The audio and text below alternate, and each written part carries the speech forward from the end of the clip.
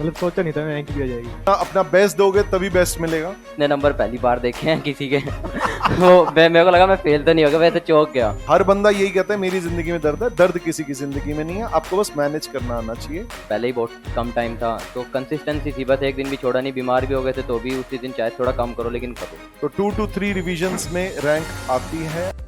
Please welcome with a round of applause for all India rank 6 वंश Garg and all India rank 43 Piyush Gupta. God bless you, God bless you. Aha, please come. Many congratulations. God bless you, God bless you, God bless you. Please बैठो यार, बैठो please. Okay, so guys, we have 2 of recent rank holders और ये आप लोगों को motivate करने के लिए, गाइड करने के लिए आए हैं। साथ में अभी देखिए ऐसा है, you should think it over that it's not necessary that people only from big towns, big cities can score all India rank. Both of them are from Narnaul, आपने अगर नाम सुना हुआ है। It's not a very big city as such and they took time to come over here. आप सब लोगों के लिए, आप लोगों को गाइड करने, आप लोगों को समझाने, एज वेल एज अपना एक्सपीरियंस शेयर करने यहां आए हुए हैं। So guys, first of all वंश। Hello everyone, I am Vansh Garg from Narnaul, Haryana, and recently I have cleared my CA intermediate examination and also secured AIR6. AIR6 and मैंने आशीष sir से costing की classes ली थी और मैंने costing में 80 score किया है। 80, excellent. Now Piyush. Hello everyone, myself Piyush Gupta. I secured All India rank 43 in CA Intermediate November 23 examination.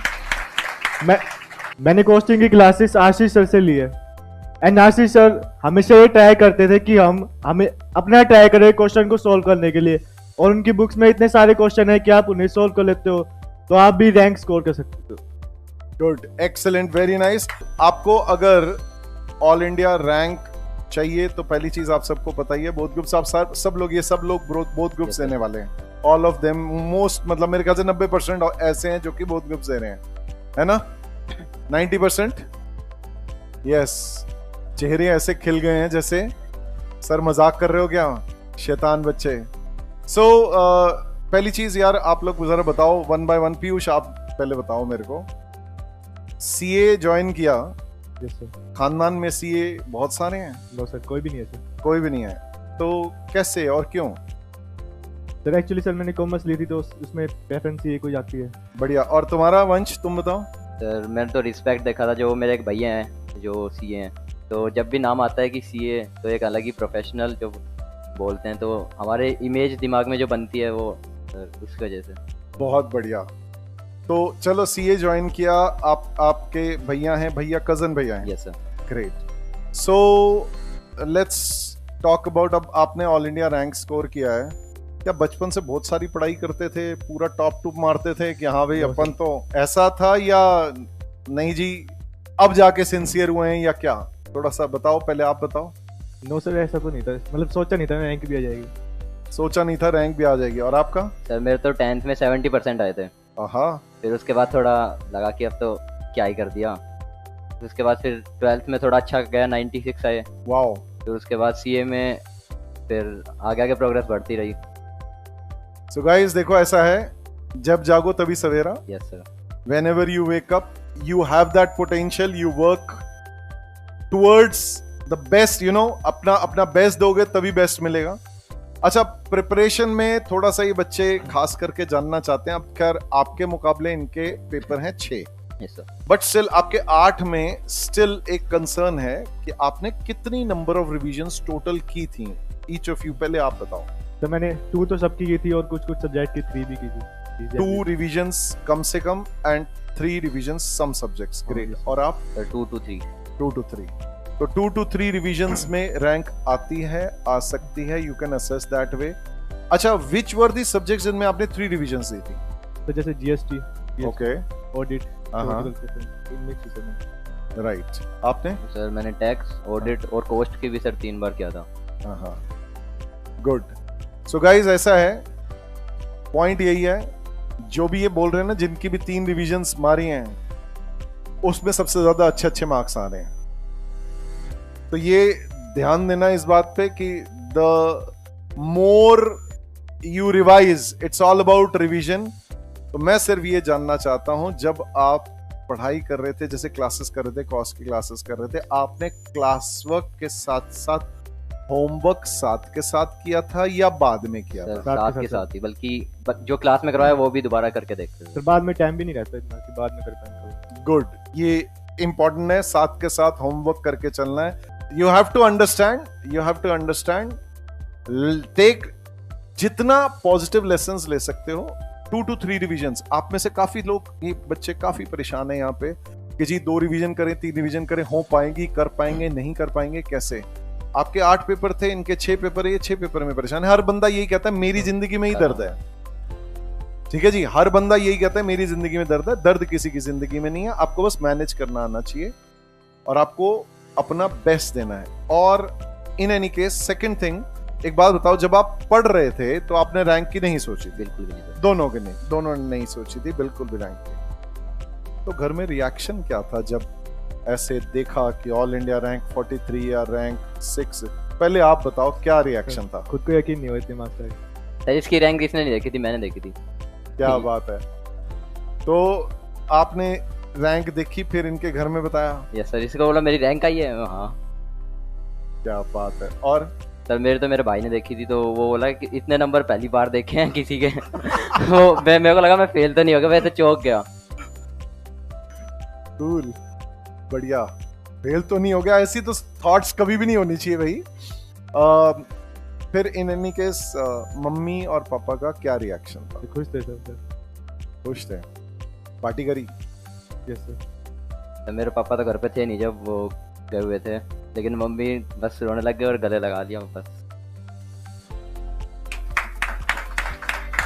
तो ये जो खुशी के आंसू होते हैं ना अपने पेरेंट्स के, देखो ऐसा है, आप अपने पेरेंट्स के आंखों में आंसू मत लाओ, लेकिन हाँ खुशी के आंसू बेस्ट है। If you can bring those tears, it's really really good. अब आप ये बताओ, इन बच्चों के पर्सपेक्टिव से अगर इनको कुछ गाइड करना है आपने, तो आपकी तरफ से, आपके, क्योंकि देखो ऐसा पढ़ाई करते समय कभी ना कभी, क्योंकि जर्नी है थोड़ी भाई 9-10 महीने की तो रहती है, तो कुछ अप्स एंड डाउन्स कुछ ना कुछ होता रहता है, हल्का फुल्का कि भाई ओ यार नहीं हो पा रहा, या कोई गड़बड़ हुई, कोई चीज कहीं किसी स्टेज पे कुछ थॉट ड्यूरिंग एग्जाम या अदरवाइज प्रिपरेशन के दौरान कुछ ना कुछ गड़बड़ जरूर होती है, कुछ ना कुछ अप्स एंड डाउन्स आते हैं, कोई ना कोई चैलेंजेस आते हैं। किसी शादी की वजह से तुम्हारे फैमिली में मैरिज हो गई, उसकी वजह से काफी दिन चले गए, कोई प्लानिंग खराब हो गई, किसी का कुछ any such challenges that you faced and then you overcame that.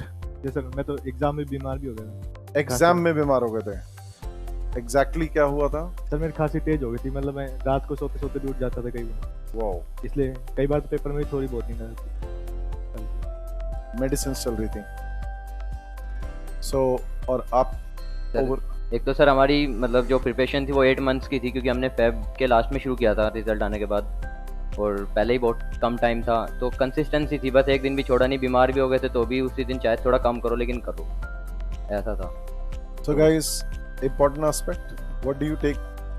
Consistency, even though बीमार हुए तो भी पढ़ते रहे। बीमार हुए, बीमारी में भी स्टिल ऐसा तो है नहीं कि एग्जाम स्किप कर दें या तैयारी स्किप कर दें।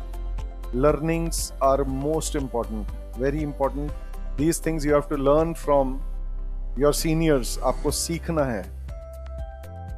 अच्छा, अदरवाइज देन दिस अगर मैं बात करूं, और अदरवाइज देन दैट कोई प्रेशर आपने, कोई बीमारी के अलावा कोई और प्रेशर आपने हैंडल किया हो कि यार ये वाली चीज थी मैंने, and if you are comfortable sharing, ये पिछले इतने टाइम में ये प्रेशर आया था, ऐसी कुछ प्रॉब्लम आई थी, और उसके बाद भी I was able to continue and persist and consistency ला पाया? तरह से एग्जाम होता था, हमने सब्जेक्ट पढ़ते थे, कोई चीज़ समझ में नहीं आई, लगता था कि ये तो हो ही नहीं रहा, लेकिन फिर कंटिन्यूसली रिवाइज करते थे तो हो जाती थी एट लास्ट। जैसे टैक्स में डर लगता था थोड़ा कि बड़े लॉन्ग क्वेश्चन आते थे 40 मार्क्स का, पीजीपी का, तो वो भी वैसे मैंने कंप्लीट तो कभी सोल्व ही नहीं हुआ अभी तक, एग्जाम में भी नहीं हुआ। चलो गुड। आपका कुछ? सर ऐसे प्रेशर तो नहीं था, बस यही था कि पढ़ाई के लिए कि आज टारगेट कम नहीं हो रहा, तो मैं हमेशा खुद को मतलब यूँ नहीं कहता था आज कर लिया सब कुछ कर लिया, कम किया बस, ताकि और आगे अगले दिन और करूँ, इस वजह से कि आज कम किया कल और करूँ फिर। एक दिन में आप रिवीजन के टाइम पे, जैसे लास्ट के 2-3 मंथ्स का स्पेशली Yes, sir. बात करते हैं, पर डे स्लीप कितनी थी? तो 6 आवर्स। 6 आवर्स। Listen, 6 hours. उसके अलावा पर्सनल टाइम कुछ, चाहे वर्कआउट हो चाहे कुछ हो, No, sir. फैमिली को टाइम का कुछ? Maximum half an hour. Half an hour, 7 घंटे मान लेते हैं। उसके अलावा फिर बाकी सब पढ़ाई? तो मोस्ट टाइम तो पढ़ाई में जाते थे। सर वैसे तो मोस्टली तो पढ़ाई में जाता था, और तो फंक्शंस भी बिल्कुल अवॉइड कर रखे थे। So guys, you have to sacrifice, obvious ही बात है, you have to sacrifice to get, you know, greater good, कुछ अच्छा अचीव करना है लाइफ में, तो you need to sacrifice certain things। अब आपके पर्सपेक्टिव से जो सवाल मेरे पास आते हैं काफी सारे, वो तो मैंने पूछ लिए। रिविजन्स कितनी करें, ये क्या करें, वो क्या करें, आप लोगों के, क्योंकि भाई आप मुझसे पूछते हो, मैंने अपनी तरफ से गाइड किया जितना हो सकता है, बट आपको अभी भी ये रीसेंट रैंक होल्डर्स हैं, आप में से किसी को कुछ पूछना है, anything you want to ask, mic देना यार उधर प्लीज, माइक देना, माइक। भैया आप अपना दिन कैसे प्लान आउट करते थे? जैसे अगर आज मंडे है तो मान लो 1 जनवरी है, तो आगे अब 1 महीने के लिए आप क्या क्या अपने टारगेट सेट करते थे, मतलब कैसे? 1 महीने तो नहीं, मैं तो 1 हफ्ते, 1 महीना तो बहुत, और हम दोनों एक दूसरे से बात करके टारगेट सेट करते थे, ये नहीं मैं अकेला। तो जैसे सब्जेक्ट, जैसे आप एक ग्रुप है तो 4 एक डेली थोड़े थोड़े पढ़ो, यूँ नहीं कि किसी को छोड़ दिया। तो ये था मेरा कि 4 सब्जेक्ट उठाने दिन में, तो उस हिसाब से फिर टाइम 1-1 2-2 घंटे एक सब्जेक्ट को दिए, फिर ऐसे मतलब प्लान। तो आपने चारों मींस ग्रुप वाइज पढ़ाई यस किया, sir, 4 subjects at a time? Yes sir. ठीक है, मतलब एक ग्रुप को पूरा रिवाइज किया, फिर उसके बाद एक ग्रुप को रिवाइज किया। Yes, आपकी क्या स्ट्रेटेजी थी? सर एक क्लासेस तो सर 4 सब्जेक्ट की चलती थी एक ग्रुप की, और रिवीजन के टाइम पे सर मैं 2 सब्जेक्ट पढ़ता था एक दिन। रिवीजन के टाइम पे 2 सब्जेक्ट्स Yes, पढ़ते थे, क्योंकि भाई जब 8 पेपर थे तो हम ग्रुप 1 चारों ही इकट्ठे शुरू करते थे। You are aware of this thing, काफी सारे लोगों को इस चीज का आइडिया है। भाई हमने 4 सब्जेक्ट्स ही हमेशा एक साथ, कि भाई पहले एक ग्रुप करा दें फिर दूसरा ग्रुप करा दें। अब जैसे 3 और 3 कर रहे हैं आगे, तो सर कोशिश ये रहती थी कि रिवीजन के टाइम पे एक थ्योरेटिकल सब्जेक्ट रहे और एक प्रैक्टिकल practical। सब्जेक्ट। एक थियोरेटिकल एक practical. Anything else you want to ask? Thank you भैया। Thank you. ये क्लासेस के बाद, मतलब जैसे क्लासेस हमारी 9 घंटे चलती हैं अभी, तो उसके बाद आप कितने घंटे पढ़ाई करते थे? भाई फुल टाइम, मतलब ऐसे टाइम पास तो करते ही नहीं थे। मतलब फिर भी 3 घंटे 4 घंटे, मतलब जैसे कोस्ट में होमवर्क भी ज़्यादा ही होता है, एफएम का भी, तो उस वजह से मतलब आपका कैसे मैनेज हो पाता था वो? मतलब सारा होमवर्क आप ये बोल रहे हो कि हम क्लास वर्क को भी फिर से करते थे? लड़के पहले मैं जवाब दे दूं, 50 मार्क का होमवर्क होता है यूजुअली, 50 मार्क मींस 1.5 घंटा, इतना तो दूंगा यार। हाँ, मैं वो नहीं प्रैक्टिकल सब्जेक्ट है, जान ले लो अपनी। नहीं सर, मतलब दोबारा क्लास वर्क को भी दोबारा करते थे, तो मतलब हाँ। 3 घंटे हो गए, मतलब यूजुअली तो और भी सब्जेक्ट 4 सब्जेक्ट थे, तो मैनेज कैसे करते थे क्लासेस के बाद, मतलब जाके घर पे? जरूरी नहीं कि हर सब्जेक्ट में उसी दिन ज़्यादा काम मिले, तो जैसे एक सब्जेक्ट में ज़्यादा हो गया तो थोड़े दूसरे सब्जेक्ट को थोड़ा कम टाइम मिला, लेकिन मिला। तो ऐसा नहीं है कि एक सब्जेक्ट को बिल्कुल ही छोड़ दिया, तो 4 सब्जेक्ट तो थे। फिर भी आपकी ऑन एन एवरेज कितनी पढ़ाई होती थी क्लासेस के बाद? 4 to 5 आवर्स। हाँ, मतलब टोटल में 13-14 आवर्स तो क्लासेस मिला के ये रहता था। और आपके फाउंडेशन में कितने मार्क्स थे? 309। और आपके? 334। Thank you. Anybody else? उधर देना, माइक देना। शेड्यूल शेयर कर सकते हैं भैया आप अपना रिवीजन के टाइम पे? मतलब जैसे आप Sure. 15 आवर्स 16 आवर्स पढ़ाई करते थे, तो क्या शेड्यूल तो ये था कि जैसे एक सब्जेक्ट मैंने जैसे 3 चैप्टर ले लिए कि एक सब्जेक्ट के 3 चैप्टर करने हैं, तो वो 3 चैप्टर जल्दी से जल्दी खत्म करो, फिर दूसरा उठाओ। तो ये मतलब शेड्यूल ये मेरा बस जल्दी से जल्दी खत्म करने का था कि कि इससे ज़्यादा टाइम नहीं देना इस सब्जेक्ट को। तो शेड्यूल तो मैंने ऐसे मतलब फिक्स कर नहीं रखा था, लेकिन बस कि टाइम पास नहीं करना था, जब भी देखो बस पढ़ाई करनी है। तो आपका अकाउंट्स का मान लो कितने लेक्चर्स का कोर्स था आपका अकाउंट्स? कितने अकाउंट घंटे? मैंने वैसे 1.5 महीने में जो ग्रुप 1 अकाउंट्स था वो खत्म हो गया था मेरा। तो इनके 2 अकाउंट्स थे, आपका सिलेबस और इनके सिलेबस में फर्क है, कंपैरिजन ना हाँ, करो नहीं तो होगा, अच्छा है। उसका नहीं होगा। क्योंकि ग्रुप 1 आपका अकाउंट्स में सारे अकाउंटिंग स्टैंडर्ड्स है, इन्होंने 2 उसमें पढ़े थे और इनके टॉपिक्स थे, तो कंपैरेबल नहीं है perfectly, it's not perfectly comparable. आपका सेम कोर्स सेम सिलेबस हो तो it does make sense. Ask in cost, ask in tax, that does make sense, but accounts you can not ask because that's they had 2 accounts. Tax आपको कितना revision के लिए मतलब कितने hours allot किए थे आपने? टैक्स तो वैसे डेली पढ़ता था मैं, 1-1.5 घंटा डेली, मतलब क्लास के बाद।